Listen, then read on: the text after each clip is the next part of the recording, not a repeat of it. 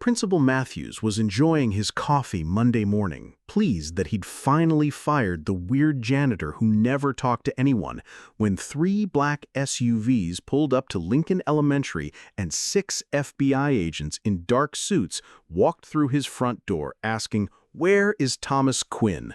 And that's when he realized the quiet man he'd dismissed as just another expendable employee was actually the most protected witness in federal custody.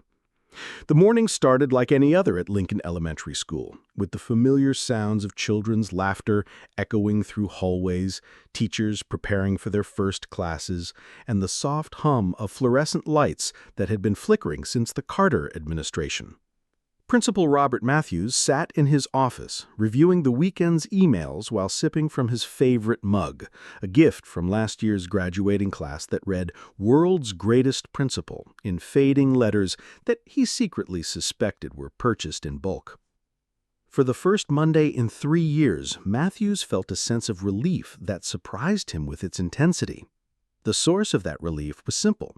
Thomas Quinn was no longer mopping the floors of Lincoln Elementary. After Friday's termination meeting, the strange, antisocial janitor who had made everyone uncomfortable with his paranoid behavior and refusal to participate in normal workplace interactions was finally gone, replaced by a new custodial service that promised more professional, reliable staff. Matthews had been planning Quinn's dismissal for months, waiting for the right justification to remove someone who, while technically competent at his job, had created an atmosphere of unease throughout the school. Teachers complained that Quinn never responded to friendly greetings, that he seemed to be watching everything and everyone with an intensity that bordered on surveillance. Parents had mentioned feeling uncomfortable when they encountered him in the hallways, noting how he would freeze and study their faces as if memorizing them for some unknown purpose. The final straw had come 2 weeks earlier when Mrs. Henderson, the third-grade teacher, reported that she had found Quinn standing motionless in her empty classroom after hours, staring out the window at the parking lot.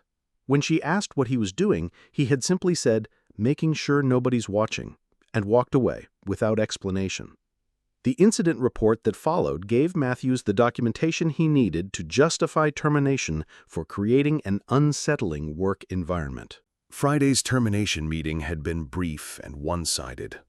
Matthews had called Quinn into his office, presented him with the necessary paperwork, and explained that his employment was being terminated effective immediately due to behavioral concerns and his inability to integrate with the school community. Quinn had listened in silence, his face growing paler with each word, until finally he had spoken in a voice barely above a whisper, "You don't understand. I can't leave. This place is safe." Matthews had dismissed the comment as the rambling of someone who was understandably upset about losing his job. He had security escort Quinn from the building, watched him walk slowly to his beat-up Honda Civic, and felt nothing but relief as the man who had cast a shadow over their school community finally disappeared from view. Now, 3 days later, Matthews was savoring his first Monday morning without the oppressive feeling that someone was constantly watching, constantly evaluating, constantly looking for threats that existed only in a disturbed mind. He had just opened his laptop to review the weekly schedule when his secretary's voice crackled through the intercom with an urgency that made him set down his coffee cup. "Mr. Matthews," she said, her voice tight with barely controlled panic, "there are several men in suits here to see you. They say they're with the FBI." "Did you say FBI?" "Yes, sir. They're asking about Thomas Quinn." The coffee mug slipped from Matthew's fingers, striking his desk and sending lukewarm liquid spreading across important papers. Through his office window, he could see the parking lot filling with black vehicles that definitely hadn't been there when he arrived 30 minutes earlier. 3 identical SUVs with tinted windows were parked at angles that blocked the main entrance, and men in dark suits were positioned around the building perimeter with the kind of professional alertness that suggested this wasn't a routine visit. Matthews stood on unsteady legs and walked to his office door, where he found his secretary, Mrs. Kowalski, standing behind her desk with wide eyes and a telephone clutched in her hand as if it were a weapon. Beyond her, in the main office area, 6 federal agents stood in a formation that somehow managed to be both respectful and intimidating.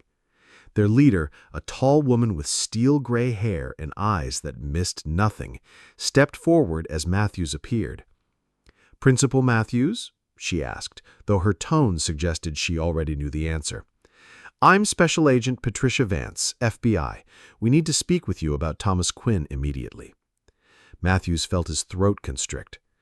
Of course. Please, come into my office. Mrs. Kowalski, could you please ensure we're not disturbed?" As the agents filed into his office, Matthews noticed details that his civilian mind wasn't trained to process, but that nevertheless registered as significant. The way they positioned themselves to maintain visual contact with all entrances, the subtle bulges beneath their jackets that suggested concealed weapons, and most unsettling of all, the expression of barely controlled urgency on Agent Vance's face. "Mr. Matthews," Vance began once they were seated, "we need to know everything about your interaction with Thomas Quinn over the past few days. When did you last see him? What was his demeanor? And most importantly, where is he now?" Matthews felt like he was falling down a rabbit hole into a world he didn't understand. I fired him on Friday. He was terminated for behavioral issues. I haven't seen him since then." The silence that followed was heavy with implications Matthews couldn't grasp. Agent Vance exchanged glances with her colleagues, and Matthews caught something that looked like fear passing between them. "Mr. Matthews," Agent Vance said carefully, "Thomas Quinn is not who you think he is. His real name is Michael Torrino, and he's been under federal protection for the past 4 years as our key witness in the prosecution of the Castellano crime family. This school, this job, this entire identity was created to keep him safe until the trial." The words hit Matthews like a physical blow. He stared at Agent Vance, waiting for her to smile and reveal that this was some kind of elaborate prank, but her expression remained deadly serious. "That's impossible," he said weakly. He was just a janitor. A weird janitor who made people uncomfortable. He made people uncomfortable because he was trained to be vigilant, because he knows that if certain people find him, he's dead within hours. Because he spent 4 years looking over his shoulder, knowing that his survival depends on staying invisible and staying alert. Agent Vance leaned forward. "Mr. Matthews, Michael Torrino was the chief financial officer for one of the most powerful organized crime families in America. He managed their books, their money laundering operations, their offshore accounts. When he decided to cooperate with federal prosecutors, he became the single most dangerous threat to a criminal organization worth hundreds of millions of dollars." Matthews felt the room spinning around him. But he mopped floors. He emptied trash cans. He was hidden in plain sight, Vance explained. The Federal Witness Protection Program doesn't just give people new names and send them away. We create entire life histories, complete with employment records, social security numbers, tax returns. Thomas Quinn existed on paper for 10 years before Michael Torrino ever set foot in this school. "The behavioral issues you mentioned," another agent added, "those weren't social problems. That was survival instinct. He was watching for faces he might recognize, listening for conversations that might indicate his cover was blown, positioning himself to have escape routes from every room he entered." Matthews thought back to all the times he had observed Quinn's strange behavior, the way he seemed to memorize every parent's face, how he positioned himself near exits during school assemblies, the way he would freeze and listen whenever unfamiliar voices echoed through the hallways. What Matthews had interpreted as antisocial paranoia was actually the hypervigilance of a man living under a death sentence. When you terminated his employment on Friday, you didn't just fire a janitor. You forced a protected witness out of the safest place we could provide him with. And now, 72 hours later, we've lost contact with him completely. The implications of what she was saying began to sink in, and Matthews felt sick to his stomach. You mean I put him in danger? Mr. Matthews, Michael Torrino's testimony is scheduled to begin in federal court in 6 weeks. If he doesn't appear, 3 years of investigation and prosecution work disappears, and some very dangerous people walk free. More importantly, a man who risked everything to do the right thing may pay for that decision with his life. Agent Vance stood and walked to the window, looking out at the playground where children were beginning to arrive for another normal school day, unaware that their safe, predictable world had just been revealed as something far more complex and dangerous. The Castellano family has been looking for Michael Torrino for 4 years, she said quietly. They've offered $2 million for information leading to his location. They've killed 3 people just for asking questions about him. And now, thanks to his termination from this job, he's back in the wind with no federal protection and no way for us to ensure his safety. Matthews sank deeper into his chair, overwhelmed by the magnitude of what he had unknowingly done. I had no idea. How was I supposed to know? You weren't supposed to know, Agent Vance replied, turning back to face him. That was the whole point. But we need to find him before someone else does. Over the next several hours, Matthews's quiet elementary school was transformed into a federal command center. Agents set up equipment in the conference room, interviewed every staff member who had interacted with Quinn, and analyzed 3 years of security footage, looking for patterns that might indicate where he would go when his carefully constructed world collapsed. The picture that emerged was heartbreaking. Quinn, Michael Torrino, had been a model employee not because he loved janitorial work, but because maintaining his cover identity was literally a matter of life and death. The teachers who had complained about his antisocial behavior learned that he had avoided personal relationships because forming connections would have put innocent people at risk. The parents who had felt uncomfortable around him discovered that his intense focus on their faces was because he was constantly screening for potential threats. Mrs. Henderson, the third-grade teacher who had found him staring out the window, wept when she learned that he hadn't been acting strangely. He had been watching for surveillance, checking escape routes, doing everything he could to ensure that the children in her classroom would never be caught in the crossfire of his dangerous past. By afternoon, the story had begun to emerge from federal files and witness testimonies. Michael Torrino had been a successful accountant working for what he believed was a legitimate investment firm until he discovered that his employer was actually laundering money for organized crime. When he tried to quit, he was threatened. When he tried to go to the police, he was told that his family would be killed if he said anything. For 2 years, he had lived in terror, managing financial operations for criminals while desperately looking for a way out. The opportunity came when federal agents approached him with evidence of the crimes he had been forced to facilitate. In exchange for his cooperation and testimony, they offered him and his family new identities and federal protection. But the night before his wife and daughter were supposed to be relocated, a bomb destroyed their car in the driveway of their suburban home. The Castellano family had discovered the investigation and decided to send a message. Michael Torrino became Thomas Quinn in a hospital bed, recovering from injuries sustained when he tried to save his family from the burning wreckage of their destroyed lives. For 4 years, he had been preparing to testify against the people who had murdered his wife and 8-year-old daughter, living with the knowledge that his testimony was the only chance for justice, and his survival depended on remaining invisible until he could deliver it. Agent Vance found Matthews in his office as the sun was setting, staring at the janitor's closet that Quinn had used to store his supplies. The small space looked different now. Matthews could see how it had been organized with military precision, how cleaning supplies had been arranged to provide quick access to potential improvised weapons, how the positioning of the mop bucket allowed for a clear view of anyone approaching the door.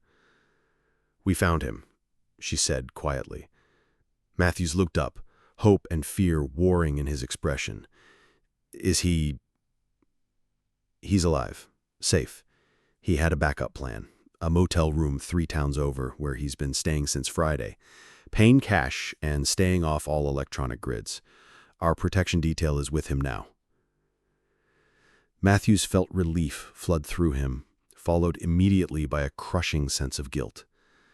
"Agent Vance, I'm so sorry. If I had known—" "Mr. Matthews, you did what you thought was right based on the information you had. But I want you to understand something about the man you fired." She sat down across from his desk, her stern federal agent persona softening slightly. "Thomas Quinn could have been placed in any number of cover identities. He could have been given a job in an office, a factory, a retail store. But he specifically requested to work in a school." Matthews frowned. "Why?" "Because after losing his own daughter, being around children was the only thing that gave his life meaning. Every day he came to work not just to maintain his cover, but because protecting this school and these children felt like honoring his daughter's memory. The paranoid behavior you observed wasn't just about his own safety, it was about ensuring that his presence never put a single child at risk." The revelation hit Matthews like a punch to the stomach. All those times he had seen Quinn watching the parking lot, memorizing faces, positioning himself near exits, he hadn't been acting out of mental illness or antisocial tendencies. He had been a father who had lost his child, dedicating his life to protecting other people's children while waiting for the chance to get justice for his own. "What happens now?" Matthews asked. "Now, Michael Torrino gets ready to face the people who destroyed his life. The trial starts in 6 weeks, and his testimony will either put dangerous criminals behind bars forever, or—" She didn't finish the sentence. 3 months later, Principal Matthews sat in his office reading a newspaper article with a headline that made him feel a complex mix of pride and sadness. "Federal witness testimony leads to conviction of crime boss." The article described how Michael Torrino's detailed financial records and courtroom testimony had resulted in life sentences for 4 members of the Castellano crime family, effectively dismantling one of the most powerful criminal organizations in the country. There was no mention of Thomas Quinn, no reference to Lincoln Elementary, no acknowledgement of the quiet janitor who had mopped floors while carrying the weight of justice on his shoulders. But Matthews understood why. Even with the criminals behind bars, there were others who might seek revenge, other dangers that required continued vigilance. A month after the trial concluded, Matthews received a letter with no return address, postmarked from a city he didn't recognize. Inside was a single sheet of paper with a brief message written in the careful handwriting he remembered from Quinn's incident reports. "Mr. Matthews, thank you for giving me 3 years of purpose when I thought my life was over. Working at Lincoln Elementary reminded me that there is still good in the world worth protecting. The children in your school are safe, happy, and loved, and that gave me hope when I had none. Please tell Mrs. Henderson that the man by the window wasn't watching for danger, he was watching children play and remembering what joy looks like. A grateful friend." Matthews kept the letter in his desk drawer, taking it out occasionally when he needed to remember that the world was more complex than it appeared, that heroes didn't always look heroic, and that sometimes the people we dismiss as strange or difficult are carrying burdens we can't imagine. The new custodial service was efficient and professional. The staff members were friendly, sociable, and participated enthusiastically in school events. They never made anyone uncomfortable with intense stares or paranoid behavior, and Matthews had to admit that the school environment was more relaxed without the oppressive sense of being constantly watched. But sometimes, usually late in the afternoon when the building was quiet and the children had gone home, Matthews would walk past the janitor's closet and remember the man who had worked there in silence, protecting secrets that could have gotten him killed, mourning a family he would never see again, and finding meaning in the simple act of keeping a school clean and safe. And sometimes, just sometimes, Matthews would catch himself looking out the window at the parking lot, checking for unfamiliar faces, wondering if somewhere out there, a man named Michael Torrino was starting a new life with a new identity, finally free from the weight of testimony that had both saved and destroyed him. The lesson Matthews learned was one that he carried with him for the rest of his career. Every person you encounter is fighting battles you know nothing about, carrying secrets you can't imagine, and dealing with circumstances that would break most people. The quiet janitor who made everyone uncomfortable had been a father seeking justice for his murdered daughter, a witness risking everything to put criminals behind bars, and a man who found meaning in protecting children because he couldn't protect his own. And that lesson changed not just how Matthews viewed his staff, but how he viewed every person who walked through the doors of Lincoln Elementary. Because he now understood that behind every face was a story, and some of those stories were far more extraordinary than he had ever imagined.